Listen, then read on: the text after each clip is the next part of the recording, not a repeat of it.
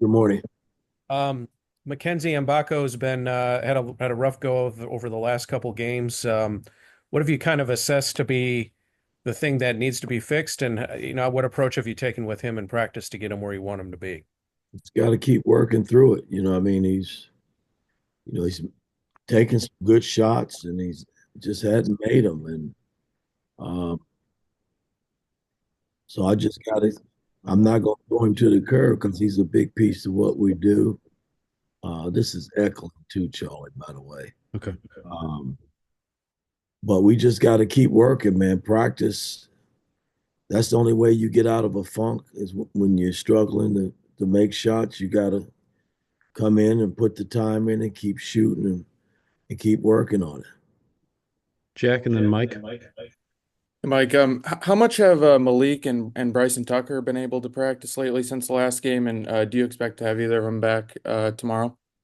Well, a lot's going to depend on Malik today. He worked some yesterday. Tucker worked a little yesterday. So I'll gauge it today. We got a 12 o'clock practice before we take off. So I'll get a better feel of where Malik and Bryson is at this point. Niz and then Schumann. Pardon me? Yeah, Mike. Have you seen consistency from the guys in practice? I mean, you've kind of been up and down lately in games, but have you just kind of seen them be steady behind the scenes? What has kind of been like the last couple of weeks for you guys as you guys kind of practice through some of the struggles? Well, practice is what it is. We work in practice. There's no days off. They get their days based on the NCAA mandate that allows them a day, so many days a month. But when we at practice, we work. I mean, we've had a couple of bad games. We went on a nice 5 game stretch where we played pretty good basketball, and then we got smacked in the face 2 games, and we responded. I thought in the Ohio State game, and now we got to get ready for Northwestern, who's playing some pretty good basketball. Mike and then Alex. Yeah, coach. I remember a game last year against Kennesaw State where you turned to Anthony Leal in the second half when the game was kind of uncomfortable, and seemed like you did that again last night or Friday night. What makes him a guy that you turn to in situations like that? Well, he's a senior. Um, he puts the time in practice when we're going through our practicing sessions. And I trust him. I mean, that's a big part of it. And it's not to say he's going to come in and make every play that you ask him to make, but when you do throw him in, you trust him, and you're going to get winning plays, and that's important when you're trying to win basketball games. You got to trust the players that you put out there, and they got to trust you. And Anthony's kind of been that way since I've been coaching him. Hadn't played a whole lot, but I still trust the minutes when I throw him out there that he's going to give me something positive. Alex and then Flick. The last 4 games, you guys, I think, are 20 for 75, 26.6% on threes. What do you feel like the issue there is with the 3-point shooting and the consistency? It's been something that, obviously it's been persistent over the last couple of years. What do you maybe when you watch film and you talk to these guys, what do you think maybe the issue there is just with the consistency? Well, early on we struggled, and then I thought we figured it out. We got our percentage up to about 36, 37%. So I was feeling pretty good about that. And then we hit a wall again, and I mean, we're not doing anything differently. We shoot them. Guys just got to be comfortable, man. I got to get them more comfortable in making them because we are getting some good looks, and especially from key guys that we expect to make them. And we just got to keep working. That's all you can do. Daniel then Rabbi. Mackenzie obviously had a lot of stretches here the last few weeks where he just kind of hasn't been on the floor. I'm curious, is there anything apart from the scoring aspect of it that you'd like to see him improve at? And just kind of how have you kind of seen him handle the last, I guess, week or two here? Well, a few games he's got in foul trouble, and then the game up at Ohio State, hell, you listen, man, I'm trying to win basketball games, and it ain't always the player. You know, the player's got to adjust to how you coaching in the game, and um, we had a group in there that was pretty solid. So if you're about team, it shouldn't matter. You know, what I mean, it could be your night, the Northwestern game when we play on Wednesday night. So I mean, we'll keep working with him. We got to get him back going because, like I said, he is a big piece to what we do. Jeff? Morning, Coach. Thanks for your time.